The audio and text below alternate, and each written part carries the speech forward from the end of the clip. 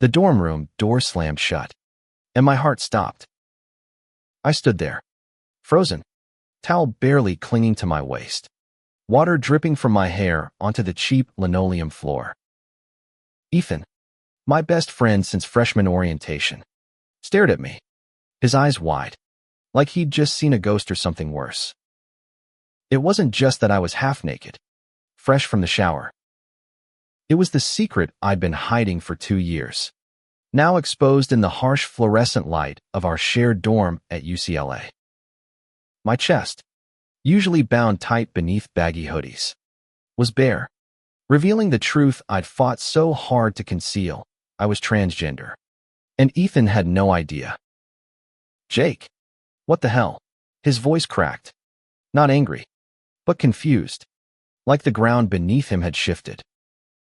I clutched the towel tighter, my knuckles white, waiting for the inevitable rejection.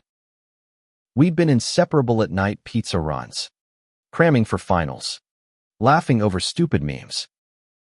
But this could ruin everything. I'd always known this moment might come. Growing up in a small town in Ohio, I'd learned to hide who I was. My parents didn't understand. They called it a phase, a sin, a mistake. So I buried it, moved across the country, and built a new life as Jake Cool. Laid-back Jake who played guitar and never let anyone too close. Ethan was the exception. He was the guy who made me feel safe, like I could be myself. Almost. Say something, I whispered, my voice barely audible over the hum of the dorm's ancient radiator. My heart pounded so hard I thought it might burst. I braced for the worst disgust. Betrayal. The end of our friendship. But Ethan didn't yell. He didn't walk out. Instead, he stepped closer, his sneakers squeaking on the floor. "Why didn't you tell me?" he asked, his voice soft, almost hurt. "Did you think I'd care?" I opened my mouth, but no words came. How could I explain the fear that had chained me for years? The fear of losing him, of losing the one person who made California feel like home. I'd spent so long hiding. I didn't know how to stop. He sat on the edge of his bed, running a hand through his messy blonde hair. "Jake, you're my best friend. This doesn't change that." His eyes met mine, steady and warm, like a promise. "But you've got to let me in, man. No more secrets." I sank onto my bed across from him, the towel still clutched like a lifeline. My throat burned with unshed tears. I wanted to believe him, but trust was a fragile thing, and mine had been broken too many times before. I didn't know how, I admitted, staring at the floor. Back home, people, they didn't take it well. "I thought if I told you, you'd see me differently." Ethan leaned forward, elbows on his knees. "I see you, Jake. Same guy who sucks at Mario Kart and makes killer playlists. Same guy I trust with my life." He paused, a small smile tugging at his lips. "You being trans, that's just part of you. Doesn't change who you are to me." His words hit like a wave, washing away some of the fear I'd carried for so long. But there was something else in his eyes, something unspoken that made my stomach twist. Not pity, not judgment, but something deeper, something I couldn't name. We sat in silence for a moment, the weight of the truth settling between us. I wanted to tell him everything about the dysphoria that clawed at me, the surgeries I dreamed of but couldn't afford, the way I sometimes felt like a stranger in my own body. But I didn't know where to start. "I'm sorry I didn't tell you," I said finally. "I was scared." Ethan nodded, his expression softening. "I get it. But you don't have to be scared with me. Ever." The radiator clanked, breaking the moment. I laughed, a shaky sound, and he grinned back. "So," he said, leaning back on his hands. You gonna put some clothes on? Or are we having this heart-to-heart with you half naked? I snorted, grabbing a hoodie from the floor. Shut up, asshole. But as I pulled it on, I felt lighter, like I'd shed a layer of armor I hadn't realized I was wearing. Ethan didn't hate me. He didn't walk away. And for the first time in years, I felt like maybe, just maybe, I could be myself without losing everything. That night, we ordered pizza and watched a terrible sci-fi movie. Same as always. But something had shifted. The air between us felt charged, like the moment before a storm. I didn't know what it meant, but I knew one thing. Ethan seeing me, Miralai seeing me, had changed everything. As the credits rolled, he turned to me, his expression serious. Jake, if you ever need to talk, I'm here. No judgment. Just us. I nodded, my chest tight with something I couldn't name. Thanks, Ethan. But deep down, I wondered, could I really let him in? And if I did, what else might change between us? The next morning, sunlight streamed through the dorm's cracked blinds, painting stripes across Ethan's empty bed. I lay awake, replaying last night's conversation, my mind a tangle of relief and unease. Ethan's acceptance felt like a lifeline, but it also left me exposed, like a nerve laid bare. I dragged myself to the mirror, studying the face I'd spent years crafting. Short hair, sharp jawline, the faint shadow of stubble I worked hard to maintain. I passed as Jake, always had since I got to UCLA. But passing wasn't the same as being seen, and now Ethan had seen too much. What did he really think? Was he just being polite, hiding his discomfort to spare my feelings? The door creaked open, and Ethan walked in, balancing 2 coffee cups and a bag of donuts. Morning, sunshine, he said, tossing me the bag. Got your favorite glazed. I caught it, forcing a grin. Trying to bribe me into forgetting you saw me naked. He laughed, but his eyes flickered with something serious. Nah, just figured you could use some sugar after. You know. He set the coffees on the desk and sat cross-legged on his bed, watching me. You okay? I shrugged, tearing into a donut to avoid his gaze. Yeah. Just processing. He nodded, sipping his coffee. Fair. It's a lot. He paused, then added, I meant what I said, though. I'm not going anywhere. His words should have reassured me, but they stirred something else, a restless, unfamiliar ache. I'd spent so long guarding my secret. I hadn't realized how much I craved being known. And now, with Ethan, I felt both liberated and terrified. We fell into our routine classes, study sessions, grabbing tacos from the food truck outside the library. But the air between us was different, charged with unspoken questions. I caught him glancing at me sometimes, his expression unreadable, and it made my pulse race. Was he just curious? Or was there something more? That afternoon, we sprawled on the quad, books open but ignored. Ethan plucked blades of grass, his brow furrowed. So, he said finally, how long have you known about, being trans? I tensed, the question catching me off guard. Since I was a kid, I said, keeping my voice steady. Always felt wrong in my body. Took me years to figure out why. He nodded, processing. Must have been tough. Hiding it. I mean. I snorted.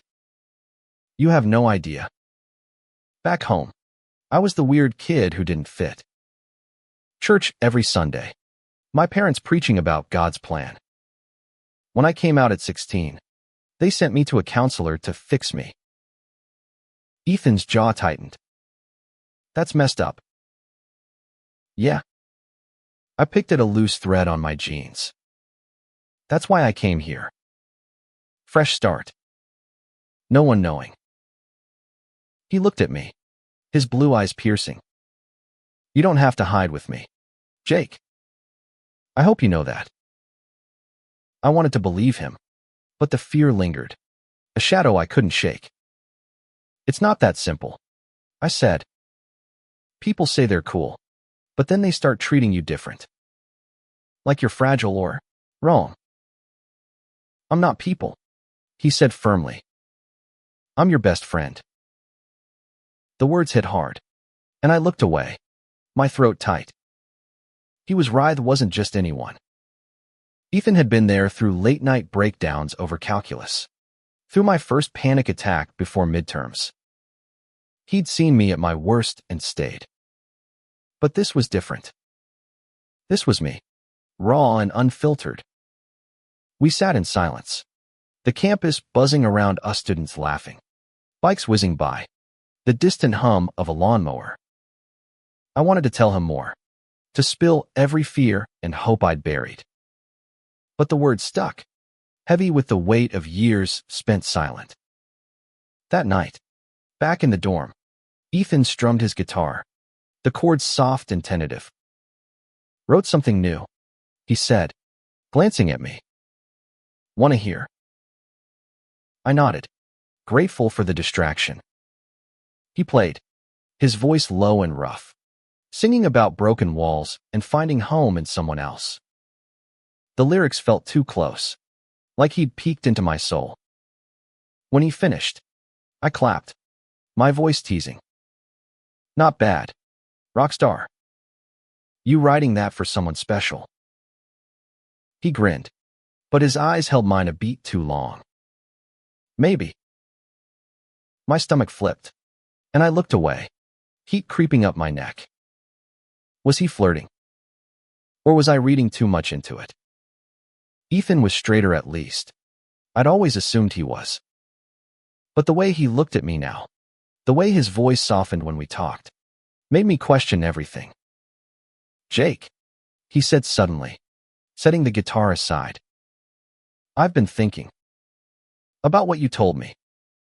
And I want you to know I'm proud of you. For being you, despite everything. I froze, his words sinking in.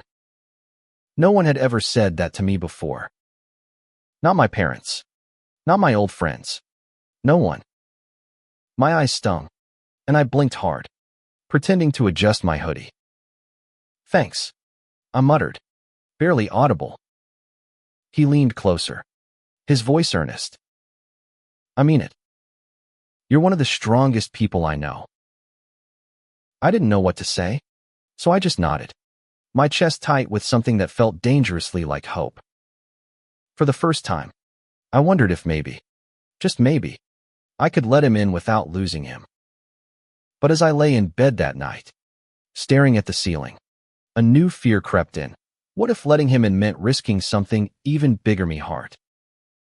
The weeks that followed were a strange dance of normalcy and tension. Ethan and I slipped back into our rhythm movie nights, late-night study sessions, arguing over who got the last slice of pizza. But every glance, every casual touch, felt loaded, like we were teetering on the edge of something neither of us could name. I started noticing things about him I hadn't before. The way his laugh crinkled his eyes, the way he'd hum off-key while doing dishes, the way he'd rest his hand on my shoulder a second longer than necessary. It was confusing, exhilarating, terrifying. I'd spent so long guarding my heart. I didn't know how to let it feel this much. One evening, we were at a campus coffee shop, the kind with mismatched chairs and overpriced lattes. Ethan was ranting about his sociology professor, his hands flying as he talked. I watched him, my coffee growing cold, and realized I was in trouble. I didn't just trust Ethan, I was falling for him. The thought hit like a punch. I'd never let myself think about him that way before. He was my best friend, my safe harbor. But now, every smile, every shared joke, felt like a spark I couldn't ignore.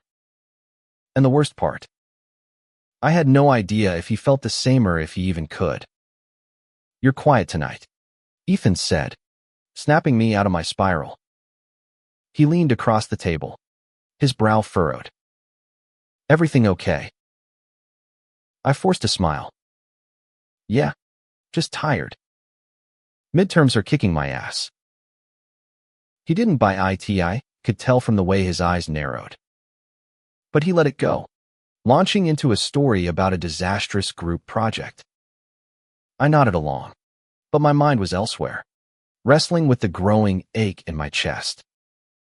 Later, as we walked back to the dorm under a starless LA sky, he bumped my shoulder. "You'd tell me if something was up, right?" I hesitated, the truth clawing at my throat. I wanted to tell him everything, how his acceptance had cracked me open, how I was terrified of ruining what we had. But instead, I said, "Yeah, of course." He stopped walking, turning to face me. The streetlight cast shadows across his face, making him look older, more serious. "Jake, I mean it. Whatever's going on, you can tell me." My heart pounded, and for a reckless moment, I almost did. I almost told him I was falling for him, that his kindness was breaking me in the best and worst ways. But fear won out, and I just nodded. "I know. Thanks, man." He studied me, like he could see through my lie, but he didn't push. We walked the rest of the way in silence, the city humming around us. Back in the dorm, I couldn't sleep. I lay awake, listening to Ethan's steady breathing across the room. My mind raced with what-ifs. What if I told him how I felt? What if he didn't feel the same? What if he did? The thought was thrilling and terrifying, because either way, things would never be the same. The next day, Ethan dragged me to a campus open mic night. He'd signed up to play his guitar, and I was his moral support. The venue was a cramped basement bar, packed with students sipping cheap beer. Ethan took the stage, his confidence lighting up the room. He played a new song, one I hadn't heard, about finding something you didn't know you were looking for. His voice was raw, vulnerable, and when his eyes found mine in the crowd, my breath caught. Afterward, he joined me at a wobbly table, grinning. "So, what did you think?" "You're going to be famous," I said, only half joking. "That song, it was incredible." He blushed, rubbing the back of his neck. "Thanks. It's, about someone important." My heart skipped. "Yeah? Who?" He looked at me, his expression unreadable. "Someone who's been through a lot. Someone I care about." The words hung between us, heavy with possibility. I wanted to ask, to push, but fear held me back. Instead, I changed the subject, cracking a joke about the guy butchering a poem on stage. Ethan laughed, but his eyes lingered, and I felt that spark again, brighter than ever. As we left the bar, the cool night air hit my face, grounding me. Ethan walked close, our shoulders brushing. "You ever think about what's next?" he asked suddenly. "Like, after college, where we'll end up?" I shrugged, my stomach twisting. "Haven't thought that far." "You?" He looked at the sky, his voice quiet. "I just know I want the people I care about with me, no matter where I go." My chest ached, and I wondered if he meant me, if he could mean me. But I didn't ask. Not yet. Instead, I let the moment stretch, savoring the possibility, even as fear whispered that it might slip away. The spark between us grew harder to ignore, like a fire I didn't know how to control. Every shared glance, every brush of his hand, felt like a question I wasn't ready to answer. I was falling deeper, and the fear of losing him, of losing us, kept me silent. One rainy afternoon, we were holed up in the dorm, the patter of rain against the window a soft backdrop to our study session. Ethan was sprawled on the floor, highlighter in hand, muttering about his psych midterm. I sat at the desk, pretending to read, but my eyes kept drifting to him. His blonde hair fell into his eyes, and he pushed it back, oblivious to how it made my heart race. "Dude, you're staring," he said suddenly, not looking up from his notes. I flushed, scrambling for an excuse. "Just wondering how you're going to pass this test when you keep doodling guitars in the margins." He laughed, tossing a balled-up sock at me. Says the guy who's read the same page for 20 minutes. I caught the sock, grinning despite myself. But the ease of the moment didn't last. My phone buzzed, and I glanced at Ida text from my mom. "When are you coming home for break? We need to talk." My stomach sank. Home meant questions, judgment, the life I'd left behind. I hadn't told my parents I was trans, not fully, and the thought of facing them now, with Ethan knowing, felt like walking into a storm unarmed. "You okay?" Ethan asked, sitting up. His voice was gentle, like he could sense the shift in me. I set the phone down, forcing a shrug. "Yeah, just family stuff." He didn't push, but he moved to sit beside me, his shoulder warm against mine. "You don't have to go back. You know. You could stay here. Crash with me over break." I looked at him, surprised. "What? Like, at your place?" He nodded, his expression earnest. "Yeah. My mom's cool. She'd love you. And my little brother's been dying to meet the guy I keep talking about." My heart stuttered. "You talk about me." He blushed, looking away. "Maybe." "Shut up." I laughed, but the idea of meeting his family, of being part of his world, made my chest tight. It was one thing to be his friend, his confidant, but to step into his life like that, it felt too big, too real. "I'll think about it," I said, my voice softer than I meant. He nodded, but his eyes held mine, searching. "Just don't shut me out, okay? Whatever's going on, I'm here." I wanted to tell him then about the fear, the feelings, the way he was unraveling me. But instead, I just nodded, swallowing the words. That night, I dreamed of home. Not the Ohio house with its creaky stairs and my parents' disapproving stares, but a new kind of home, one where Ethan's laugh filled the air, where I didn't have to hide. I woke up breathless, the dream lingering like a promise I wasn't sure I could keep. The next day, Ethan dragged me to a campus pride event, a rainbow-strewn festival with booths and music.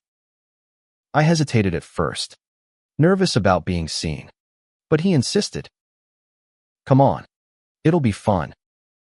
Plus, free stickers."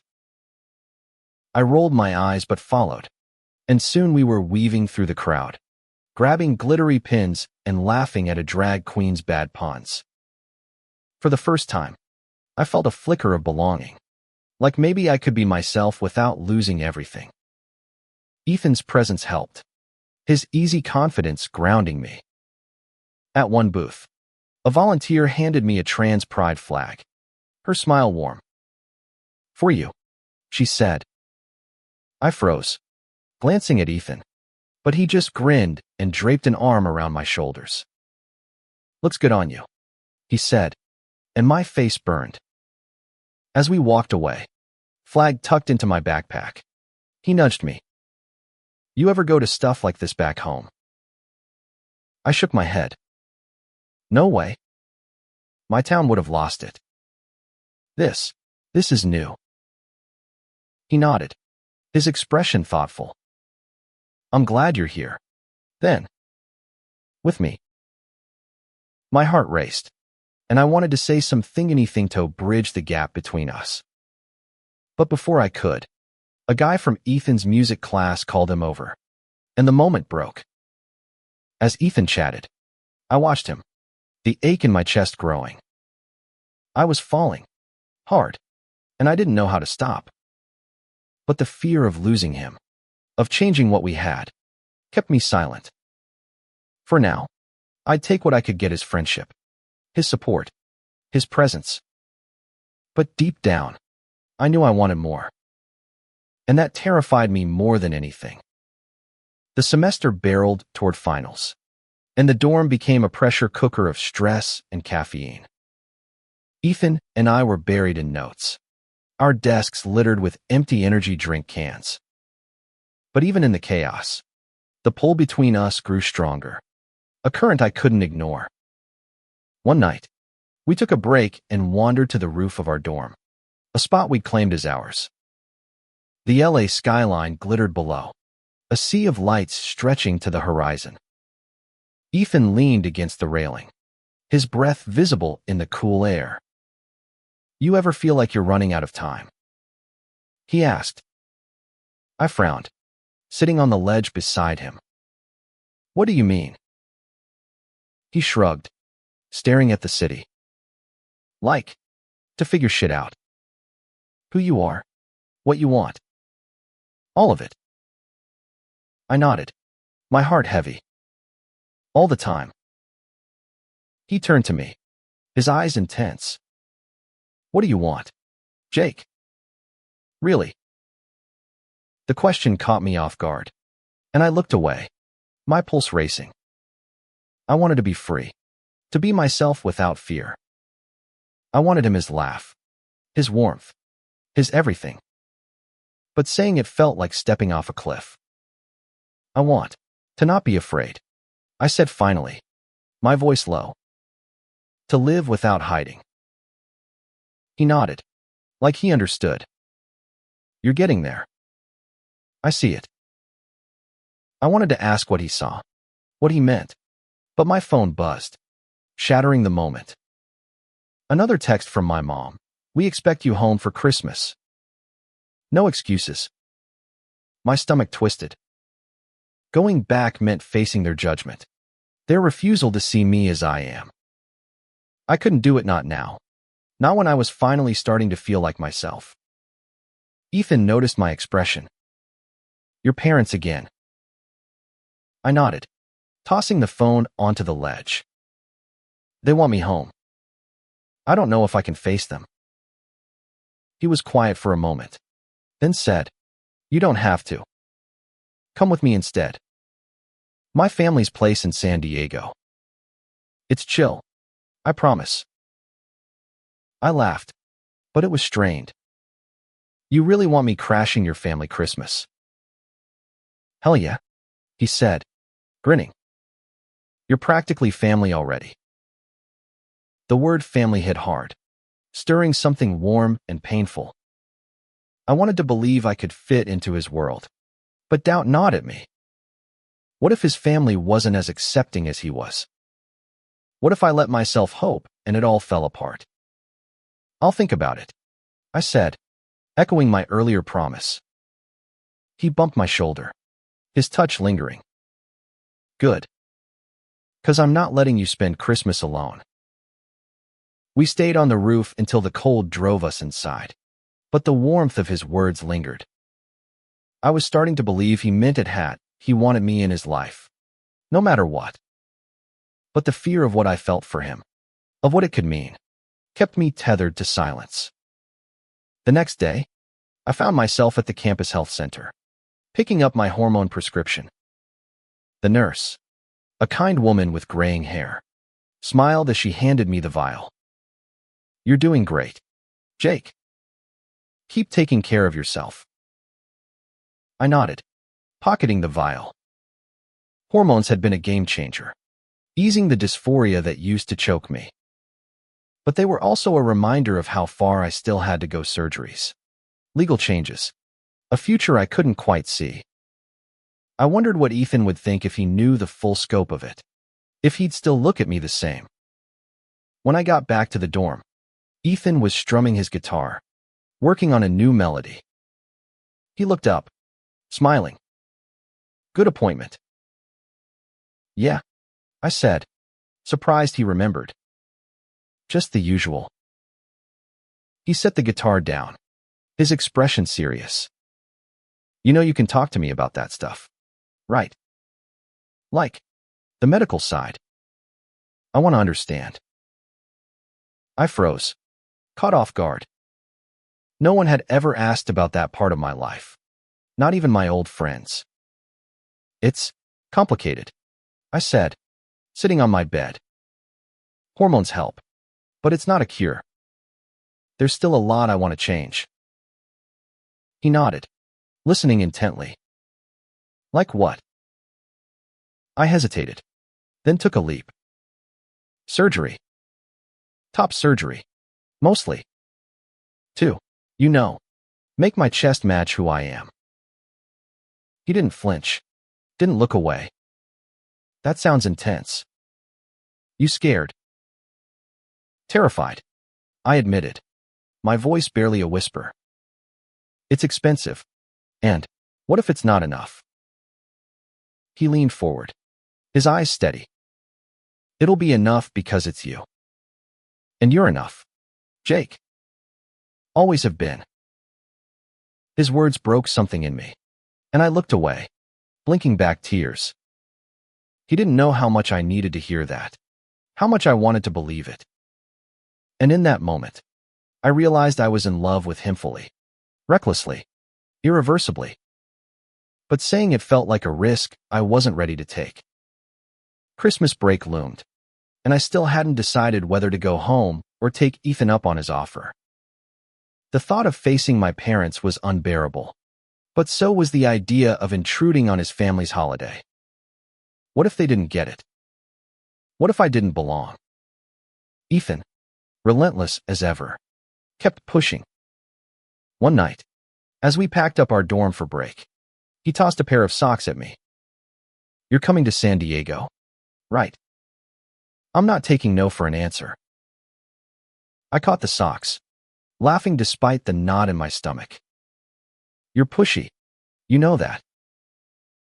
"Only when it matters," he said, his grin softening. "Come on, Jake. It'll be good. You, me, my mom's terrible cooking. What's not to love?" I wanted to say yes, to dive into the safety of his world. But the fear of rejection, of not fitting in, held me back. "I'll let you know," I said, dodging again. He sighed, but didn't push further.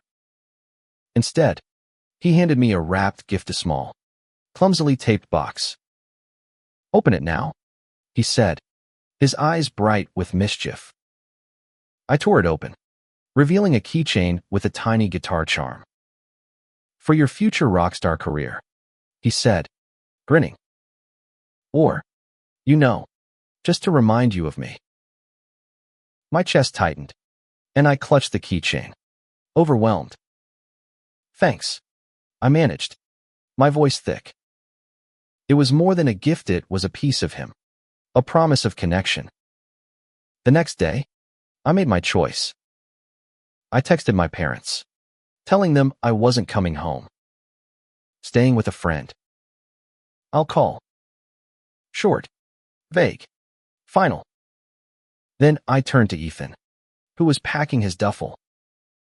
"Okay," I said. "I'm in. San Diego." His face lit up, and he tackled me in a hug, nearly knocking me over. "Hell yeah. You're gonna love it." The drive to San Diego was a blur of music and laughter. Ethan singing off-key to classic rock while I teased him mercilessly. But beneath the banter, my nerves churned. What if his family saw through me? What if they didn't want someone like me in their home? When we arrived, Ethan's mom, Karen, greeted us with warm hugs and a tray of slightly burnt cookies. She was a whirlwind of energy, her smile infectious. "Jake, I've heard so much about you," she said, pulling me into the kitchen. "Ethan says you're the smart one." I glanced at Ethan, who winked, and some of my fear eased. His little brother, Max, a lanky 12-year-old, bombarded me with questions about college, his eyes wide with hero worship. It felt normal, like I belonged. That night, after dinner, Ethan and I sat on the back porch, the ocean's distant roar mixing with the chirp of crickets. He handed me a beer, his fingers brushing mine. "See, told you it'd be fine." I nodded, sipping the beer. "Your family's great. Thanks for, this." He looked at me, his expression soft. "I wanted you here, Jake. Not just for you. For me."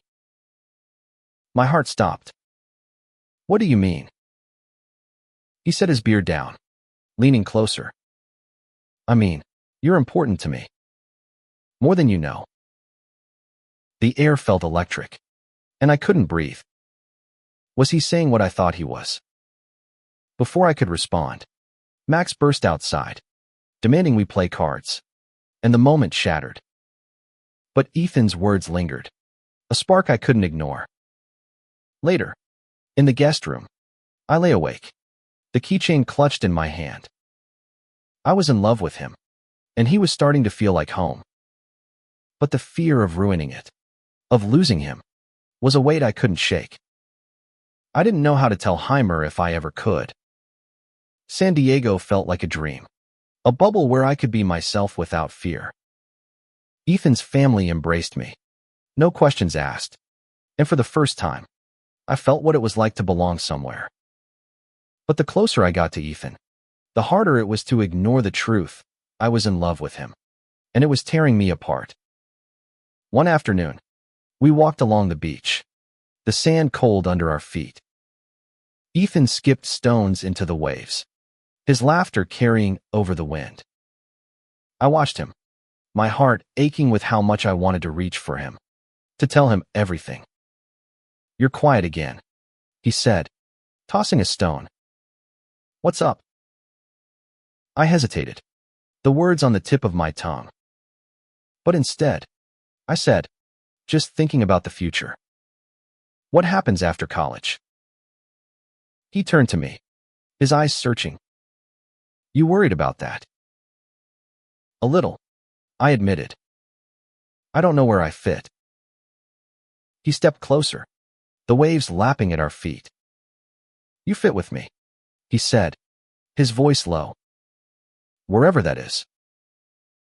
My breath caught, and for a moment, I thought he might kiss me.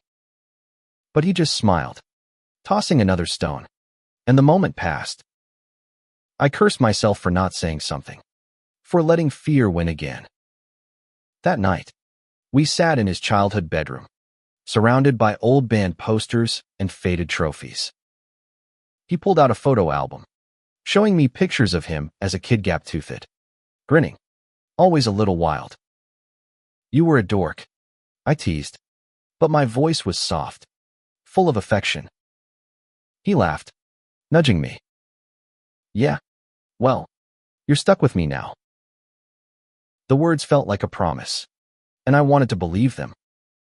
But doubt crept in, whispering that he couldn't feel what I did, that he was just being kind. I couldn't keep living like this, torn between hope and fear. The next day, we drove back to UCLA, the bubble of San Diego bursting as reality set in. Finals were over, but the weight of my feelings was heavier than ever. I needed to tell him, to take the risk, but every time I tried, the word stuck. Back in the dorm, Ethan was quieter too, like he sensed the shift. One night, as we sat on the floor eating takeout, He looked at me, his expression serious. Jake, can I ask you something? My stomach dropped. Sure.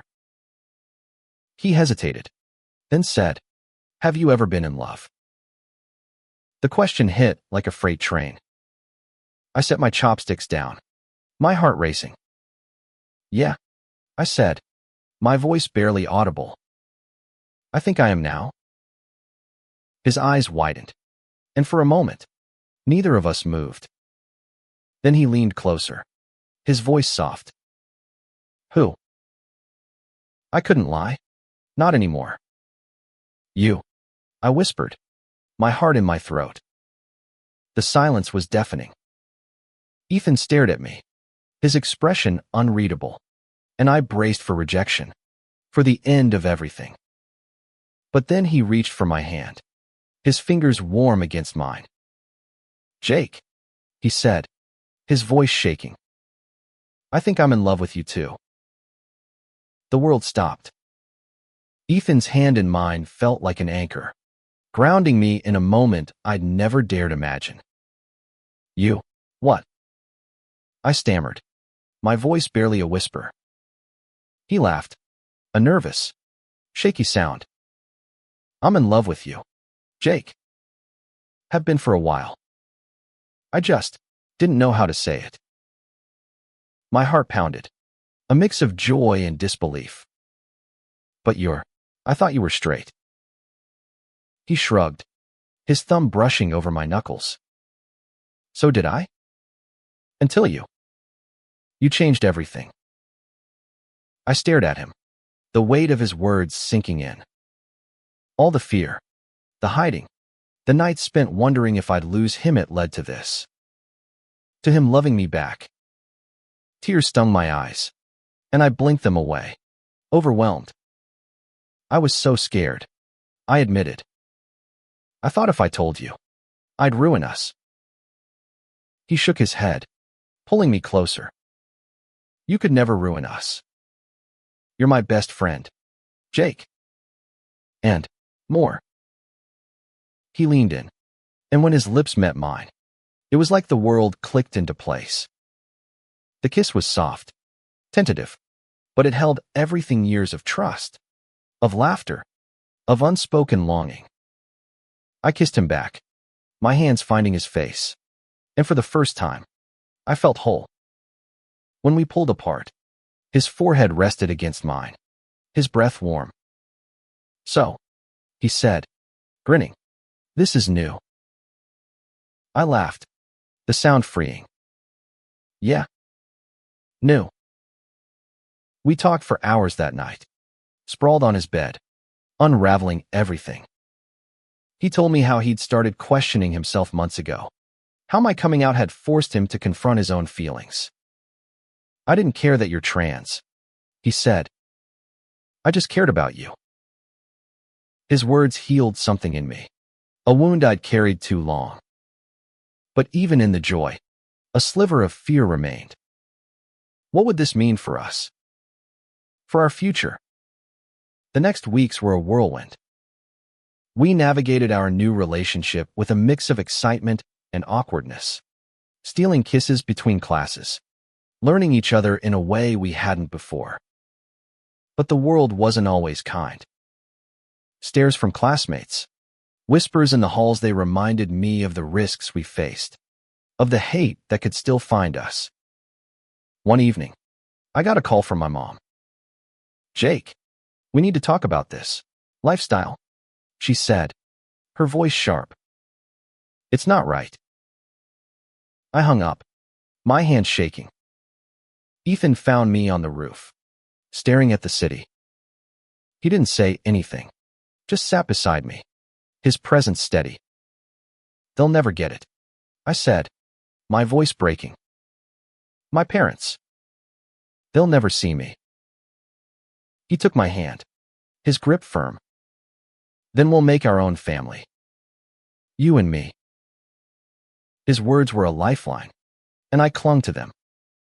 We weren't perfect, there were fights, insecurities, moments of doubt. But we faced them together, building something stronger than fear. Months later, at a campus pride rally, I stood with Ethan, our hands linked, the trans pride flag draped over my shoulders. The crowd cheered, and for the first time, I felt like I belonged not just with Ethan, but in the world. I'd spent so long hiding, afraid of losing everything. But in opening up, in letting him see me, I'd found more than I ever dreamed, a love that saw me, all of me, and chose me anyway. As we walked back to the dorm, Ethan squeezed my hand. "You changed everything. You know," he said, echoing the title of our story. I smiled, my heart full. "So did you." And in that moment, I knew, whatever came next, we'd face it together. Not just as friends, but as something more, something worth fighting for.